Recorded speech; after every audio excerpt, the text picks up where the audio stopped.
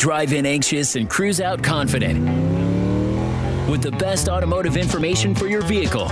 And now your hosts, Matt Allen and Dave Riccio.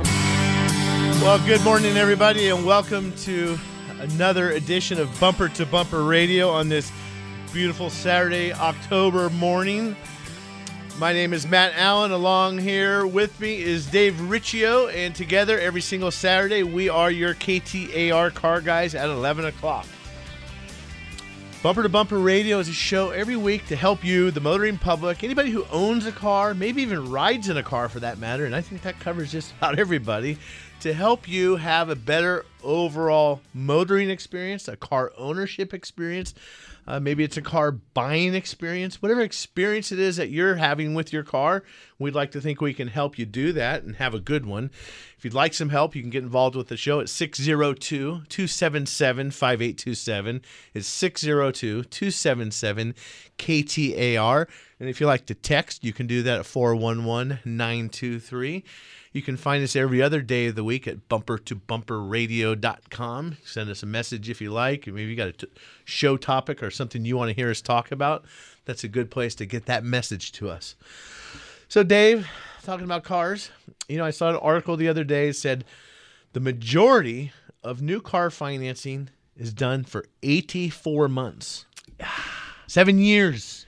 It's because their cars aren't cheap. They're not giving these things away. I was shocked. Well, I was shocked at that. It wasn't too long ago you and I were killing some time out by a car dealership and just started roaming through the aisles looking at cars. I thought, holy hell, these things are expensive. I mean, you don't even really think about it. So you sit down and you buy one, then heck, you might be a Hyundai or something. I see a Kia, nice Hyundai or Kia advertised, nice car, $25,000.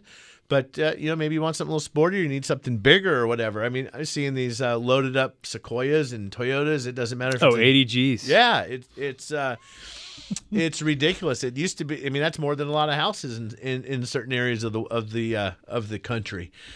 So I'm thinking about this 84 months. I mean, that's really signing up for the big time. Well, and that's a long time, and you don't want to burn that sucker out before your payment books burn up. You know what I mean? And it happens though. That's the thing, right? Oh yeah, people come to me. They need a major repair. They still got they know they got a thick payment book still at home. They got a long way to go on that sucker, And so, for me, when I think of this topic, because you're reading over your shoulder there, that 54% of the cars that are used are financed. Yeah. So people are buying used cars, financing those. New cars is 80% of the new cars sold are financed. 90% of the new cars sold. I don't have a real new car. We got a 2010, I got a 2006, and a 5. I haven't had a car payment in years, and boy, it feels nice not to have one. I mean, of course you're gonna have. I've had them before, but to be out from underneath the weight of a car payment is one thing. But we've got to, if we're going to sign up for that, you got to think about the way you're going to take care of that car. And we've talked in the past about budgeting. So if you're out shopping for a new car this morning, really think about what you're doing and the cost of that and the cost of the financing. And don't forget about the sales tax and all that stuff that goes in. And, at some point, we probably ought to get we need to have them probably come in under a disguised voice, but a car salesman to teach us the tricks about not buying a car on payments, for example. You still got to buy off what the car costs, not how much the monthly payment is. Yeah. Well, that's one trap to avoid. They always, what kind of payment are you looking for? If you tell them $350, they're thinking, well, if they can do $350, they can certainly do $425. They're gonna, if they can do $425, why not $475? Meanwhile, they're just weather looks good. Meanwhile, they're just upping the price of the car, maybe. But so let's forget about that. We're not buying new cars today. We're going to talk about, I think, what's the best used car to buy, Dave? Sometimes it's the one you already have. That's the answer. That's right. But not everybody's going to do that either. I mean, we've got to go out occasionally. Maybe we're going to buy the $3,000 or $5,000 car for our kid. That's the new driver, or maybe one that's going off to college because they might need a car, or maybe an extra car, or maybe it's just your turn. You're the smart one. You don't want to go buy the $50,000 car and have it be worth $30,000 in 3 years. So maybe you're going to go look at the 3-year-old car. So we can talk about that thing, what you need to look for, how to avoid having some of these mistakes. Dave, you get the question all the time, same as I do, right? Your buddies? Oh, as far, or what car to buy? well, what car to buy, or tell me about, and then they show up. You tell them which cars to stay away from, and they show up with that one. Yeah. Or you tell them, no matter what, you got to get the car checked. Let us check the car out before you buy it. And they show up, hey, what do you think about this new car? You're like, well, it's a piece of garbage. Don't you see these hood lines don't line up? And there was a host here that we worked on his cars and stuff, and he really wanted to buy this truck. And he'd send me all these Craigslist ads. What do you think of this one? I'd say, nope, doesn't add up. What do you think of this one? Nope, doesn't add up. Well, he finally gets tired of that, and I get tired of it too. And he finally shows up to my shop with this really pretty-looking Ford F-150. And he goes, man, check this thing out. I got such a good deal on it. I got money left over so we can fix everything that's wrong with it, right? So I jump in the car. I start it up, man, and it feels like it's running on 6.5 cylinders. Blah, blah, blah, blah, blah, blah, blah. And I'm like, he goes, what do you think? He's all giddy. And I'm like, it's kind of like when you're looking on your buddy's baby. He's like all proud. It's his new baby. You look at it and it's ugly. But you don't dare say anything. And you even hide your wince. You kind of like don't let him see it. But it's like, you can fix that, right? I hope so. Yeah, anything you got, we can And fix. then I'm driving across the parking lot and I hit the brakes and the brakes pulsate real bad. And I'm only going 10 miles an hour. He's like, you can fix that too, right? I'm like, yeah. But he couldn't have got a good enough deal on this truck. At the end of the day, it was the only vehicle I never could fix. Right. Because it was hacked up so bad. It's happened to me before. You just kind of get worked up. You get your eyes set on something. It's like that new puppy. You can get the first puppy you see, right? Maybe it's a bad idea. Pump the brakes a little bit.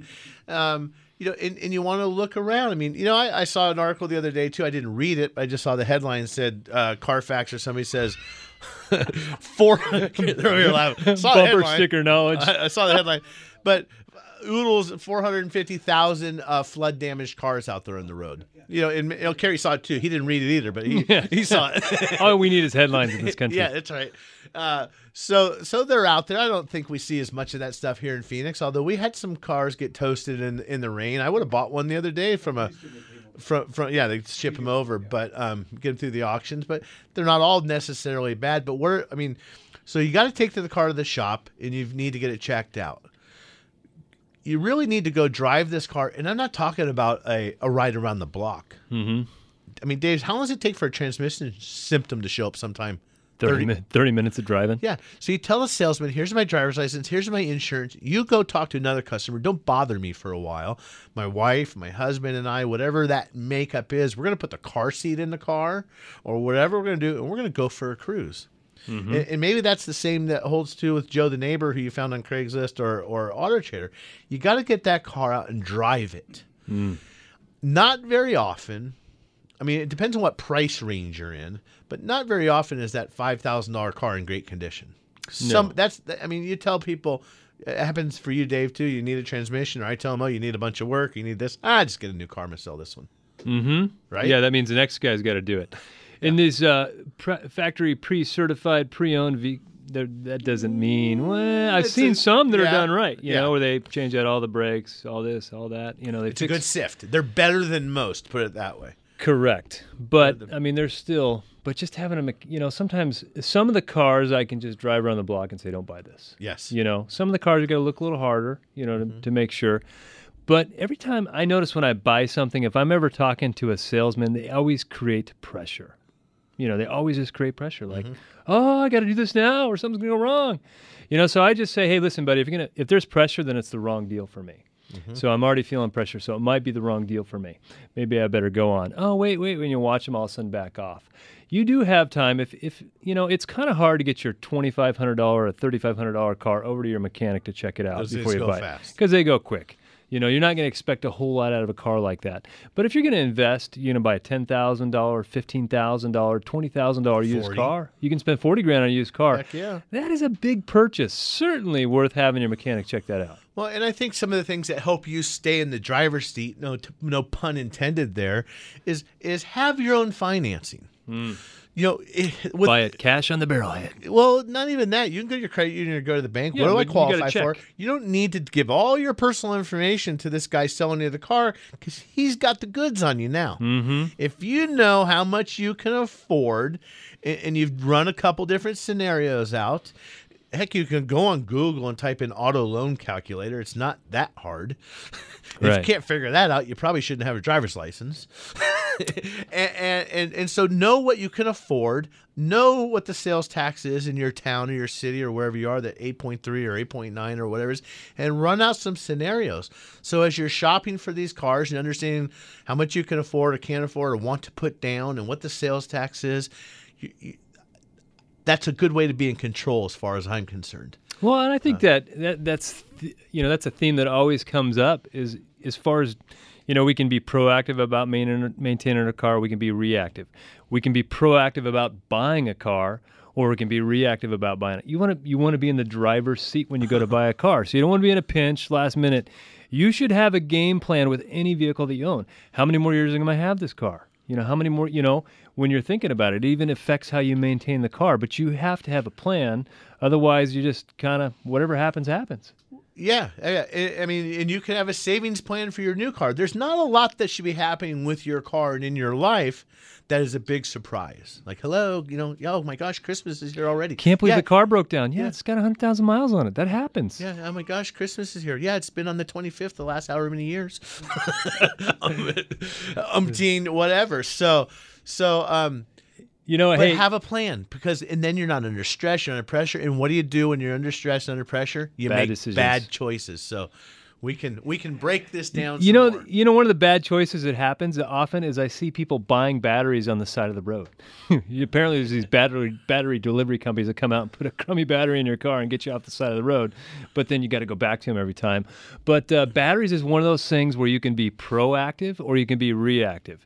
The reaction is, hey, you get in your car to go somewhere important and click, nothing happens, or you don't even get to click.